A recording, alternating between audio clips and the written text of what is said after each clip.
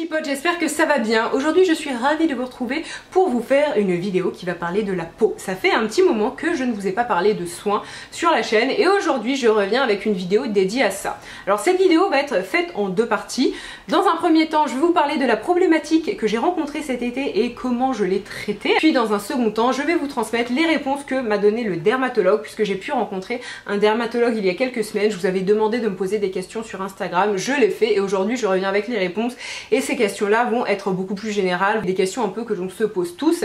Et surtout, ce que j'ai trouvé très intéressant, c'est que parfois on est bien loin du discours très marketing que peuvent avoir certaines marques, où on vous dit par exemple d'utiliser le plus de produits possible. Bref, sans plus tarder, si cette vidéo vous intéresse, je vous laisse avec la suite. Alors tout d'abord, ce que je tenais à préciser, c'est que cette vidéo est en collaboration avec la marque Eucérine, puisque je fais partie de leurs ambassadrices pour cette année.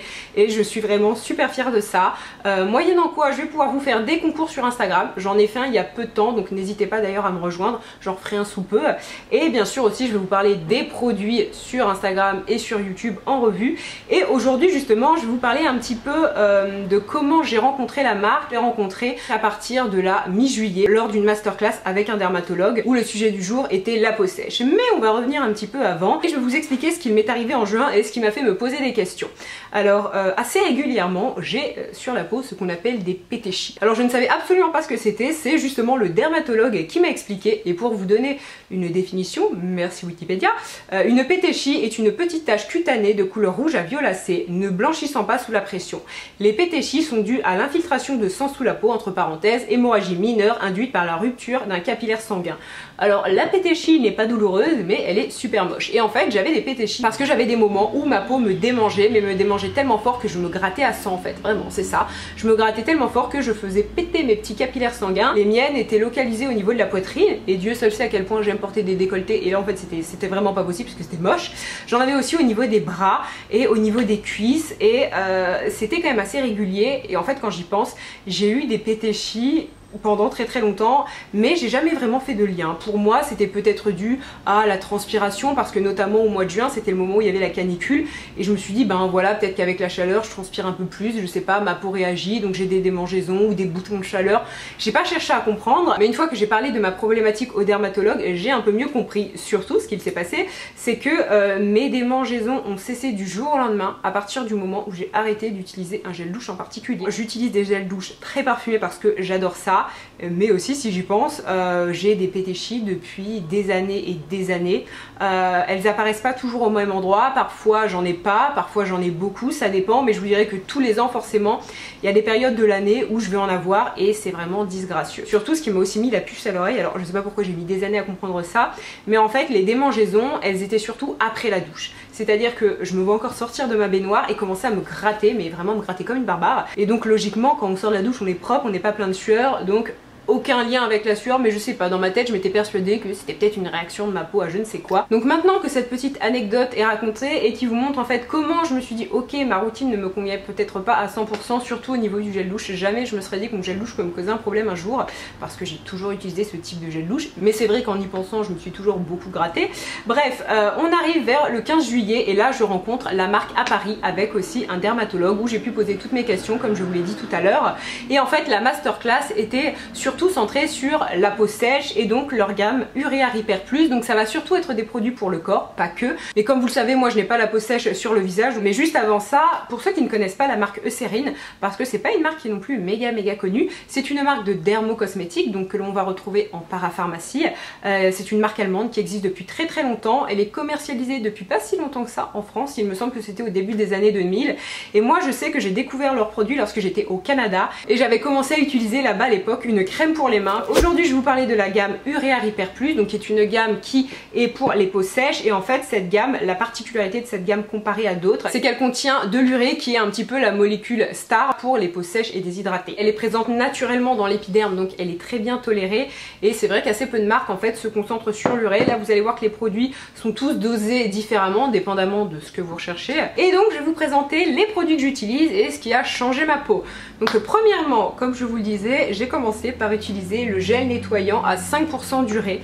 Donc le gel nettoyant est très bien parce qu'en fait il sert aussi bien pour le visage que le corps que votre zone intime. Et ça c'est pratique parce que moi j'avais tendance à avoir un nettoyant pour le visage et puis à côté de ça un nettoyant bon bien parfumé comme vous l'avez compris. Mais là ce format là est bien, c'est 400 ml et vraiment avant d'en voir le bout il se passe un bon moment. Au niveau du prix c'est plutôt abordable puisque c'est aux alentours des 10-11 €, donc je trouve que ça reste correct, surtout compte tenu de la quantité. Et donc je vais l'utiliser sur l'entièreté de mon corps sans faire de différence et je n'ai plus jamais eu le pété chiant. Alors c'est un produit qui n'a pas vraiment d'odeur, ça sent très légèrement le cosmétique mais c'est vraiment super léger. Pour toutes les personnes qui ont une peau sensible et réactive, faites attention au gel douche que vous utilisez. Ensuite, une fois que vous avez lavé votre corps, il est important d'hydrater. Alors ça, je vais pas vous raconter des conneries, moi c'est quelque chose que je n'ai pas fait pendant très longtemps et même aujourd'hui c'est pas quelque chose que je vais faire systématiquement parce que premièrement j'en ressens pas toujours le besoin et parce que parfois j'ai la flemme, hein, voilà, je vais être honnête, je vais pas vous dire ah si je fais ça tous les jours, tous les matins, tous les soirs, non c'est pas vrai, mais je m'y tiens quand même beaucoup mieux qu'avant parce que j'ai vu des résultats. J'ai toujours eu une peau assez sèche sur le corps, notamment au niveau des jambes, et je dois dire que ces derniers mois, ces dernières années ça s'est un peu intensifié, notamment au niveau des talons, et quand vient l'été c'est super chiant parce que vous avez carrément des bouts de peau en moins et c'est pas esthétique avec les chaussures ouvertes, toutes ces choses là. Donc une fois que j'ai lavé ma peau, j'utilise une crème pour m'hydrater le corps. Alors il y a deux formules possibles, il y a celle à 10% d'urée, celle que j'ai dans les mains, et celle à 5%. Celle à 5% c'est celle que j'utilise le plus. Moi je ne l'ai pas là, elle est dans ma chambre mais je vous ferai des plans incrustés. Et en fait la différence entre le 5 ou le 10% d'urée, 5% d'urée c'est pour les peaux sèches et 10% d'urée c'est pour les personnes qui cherchent une formule encore plus hydratante et surtout qui a un pouvoir d'esquamment. C'est-à-dire que comme là la concentration d'urée est plus forte, et eh bien ça va aussi aider à rendre votre peau plus douce et à retirer tous les amas de cellules mortes, puisque bien souvent lorsqu'on a la peau sèche, on a aussi une peau qui a besoin d'être exfoliée mais tout en douceur, surtout pas avec un produit agressif. Et en fait le 10% d'urée permet ça, donc vous n'êtes même pas obligé de faire un gommage à côté, ça va vraiment hydrater votre peau, la nourrir, mais en même temps vous allez aussi avoir cet effet d'esquamment. Donc pour les peaux vraiment très sèches, mettez cette crème-ci, et sinon vous pouvez rester à celle à 5% d'urée. Ensuite je vais vous parler de la crème pour le visage. Alors celle-ci c'est pas celle que j'utilise le plus, encore une fois je vais être honnête, puisque sur le visage je n'ai pas particulièrement la peau sèche, mais je vais quand même l'utiliser plus localement lorsque ma peau est beaucoup plus sèche en hiver. Je sais qu'en hiver je peux avoir des petites plaques de sécheresse au niveau du nez, et donc à ce moment là je peux utiliser cette crème pour le visage. Donc ensuite nous allons passer aux zones un petit peu plus localisées. Alors comme je vous l'ai dit en début de vidéo, j'ai pendant longtemps utilisé la crème main 5% d'urée, donc ça c'est pour les mains sèches. C'est une crème que j'utilise un peu plus facilement aussi l'hiver. Je vous avoue que l'été j'y pense un peu moins de me crémer les mains, mais quand arrive l'automne, notamment en ce moment quand ça commence un peu à se refroidir, j'ai les mains légèrement moins douces, et donc juste pour le plaisir d'avoir des jolies mains douces et pas des mains rugueuses, j'aime mettre de la crème pour les mains. Et ensuite il y a aussi le produit pour les pieds. Alors celle-ci je l'ai utilisée et j'ai vu une différence. Je vais vous montrer après des photos avant-après parce que j'ai très régulièrement, comme je vous l'ai dit, les pieds méga secs. D'ailleurs je ne voulais pas préciser, mais en ce qui concerne les fréquences d'application, pour la crème 5% pour le corps ça s'applique idéalement matin et soir. Moi je sais que j'ai plus tendance à le faire le soir après la douche. La crème pour les mains c'est à peu près autant de fois que vous voulez. La crème pour les pieds c'est à peu près pareil, même si encore une fois plus généralement on met ça le soir avant de se coucher. Et le gel nettoyant, ça c'est quand vous allez vous laver. J'espère que vous le faites au moins une fois par jour. Bref. Puis le dernier produit que je voulais vous présenter, qui est là une crème à 30% d'urée, qui est une crème qu'on va utiliser localement sur certaines zones très sèches. Donc je pense notamment aux coudes et aux talons, aux genoux aussi. Vraiment ces parties hyper rugueuses où vous sentez qu'il faut quelque chose de plus hydratant. Moi jusqu'à présent j'avais tendance à utiliser une crème pour le corps pour tout le corps. Or il y a certaines zones qui ont besoin de traitements spécifiques, tout comme pour le contour de l'œil on va mettre une crème différente. Ben pour des zones méga rugueuses où vous avez limite une carapace de tortue, oui il faut aussi mettre quelque chose d'un peu plus costaud. Et alors cette crème-ci, elle a fait un véritable miracle sur mes pieds. Je vais vous montrer une photo avant-après, sachant que la photo a été prise à 4 jours d'intervalle, donc autant dire 3 fois rien. Et je mettais cette crème localement, donc vraiment que sur le talon, 1 à 2 fois par jour. Il y a certains jours où j'ai réussi à m'y tenir matin et soir, puis il y a des jours où c'était que le soir, mais le résultat vraiment était fulgurant. Donc voilà, je vais vous montrer ces photos qui sont pas terribles, hein. C'est des photos de talons qui sont un peu écorchés, c'est pas génial, mais vraiment si vous souffrez de ces talons hyper abîmés, elle fait des miracles, elle fait des miracles.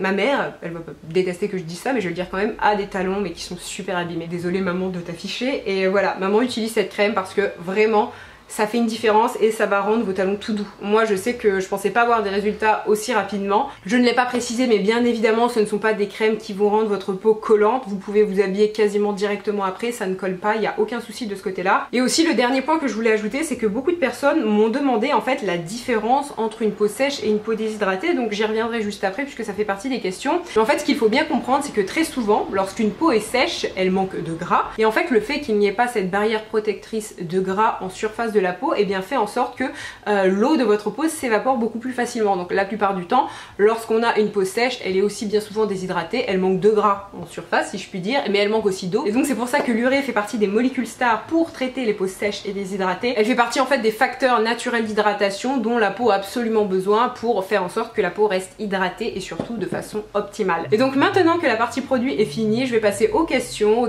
que vous m'avez posées et où la dermatologue a répondu. Alors une des premières questions qui est revenue quelques fois, que j'ai trouvé très intéressante, et surtout je pense que c'est un réflexe que tout le monde n'a pas, donc c'est pour ça que je trouve intéressant de vous en parler, c'est quand j'ai des soucis de peau, quel produit dois-je utiliser? Entre parenthèses, quel type de produit? Alors la réponse est extrêmement simple. Lorsque vous avez des soucis de peau particuliers, par pitié, tournez-vous vers des marques de dermocosmétiques, donc des marques que l'on retrouve en parapharmacie qui sont reconnues par des dermatologues. C'est le cas de la marque Eucérine, comme je vous l'ai expliqué, par exemple pour la peau sèche. Pareil pour les peaux qui ont de l'acné. N'achetez pas tout ce qui vous passe sur la main en vous disant qu'il faut à tout prix assécher votre peau, parce qu'après, moyennant quoi, votre peau va produire encore plus de sébum et il va se passer tout à fait l'effet inverse de ce que vous recherchez. Donc vraiment, peu importe votre problématique, lorsque vous avez des soucis de peau particuliers, n'hésitez pas à vous tourner vers les marques que l'on trouve en parapharmacie. Deuxième question que j'ai trouvée très intéressante, et j'ai trouvé ça très intéressant justement de la poser à un dermatologue, c'est comment reconnaître une peau déshydratée d'une peau sèche. Alors la peau déshydratée est un état transitoire.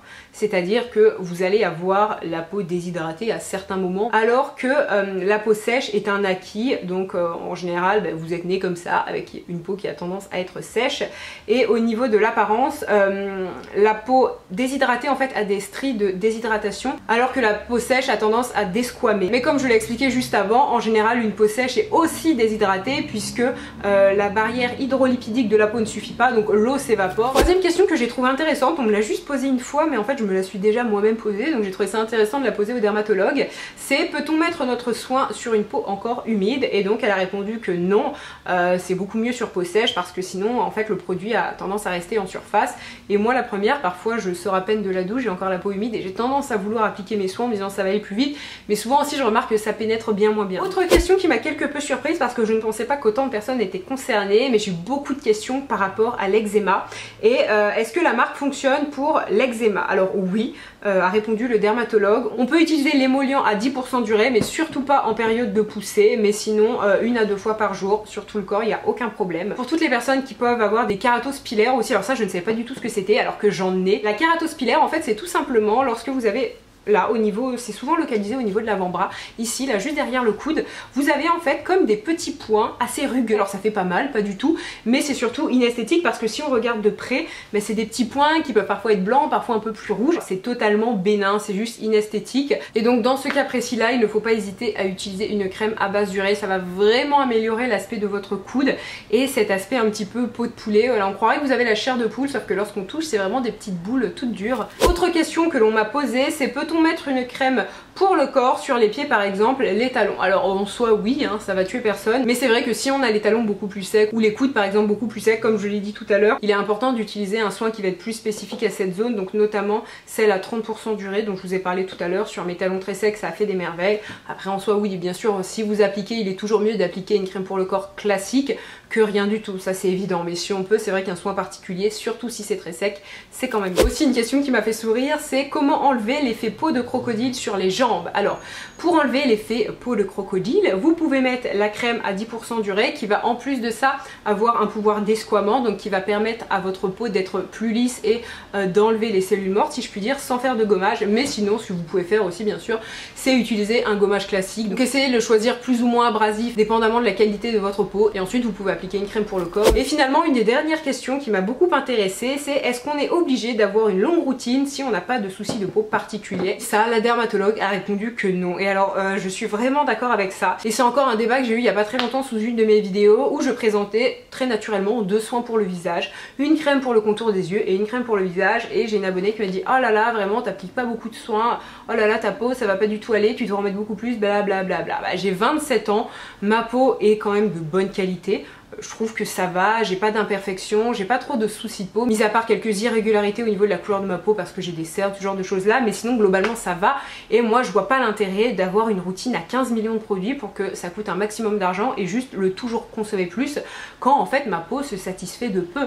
Ce qu'elle a expliqué justement, c'est que pour les personnes qui ont aucun souci de peau particulier, contentez-vous du minimum, c'est-à-dire que vous lavez votre peau avec un produit adapté, pas avec un gel douche parfumé, hein, je le précise, et vous mettez une crème hydratante et basta. Et finalement une des dernière question, c'est qu'est-ce que l'on peut faire contre les pores dilatés. Et ça malheureusement il n'y a pas réellement de produit miracle. Je sais qu'assez régulièrement des marques sortent certains produits en vous disant que miraculeusement ça va faire disparaître vos pores dilatés, et malheureusement lorsqu'on a une peau avec des pores dilatés, en général on est né avec et il n'y a pas grand chose à faire. On peut pas faire en sorte que la peau soit un petit peu plus serrée si je puis dire. La seule chose qui peut traiter ce genre de problème c'est le laser, donc ça pour ça tournez-vous vers un dermatologue, voyez avec lui. Et bien écoutez, sur ces bonnes paroles ma vidéo est finie, j'espère très sincèrement qu'elle vous a plu. N'hésitez pas à réagir en commentaire si vous avez quelconque question.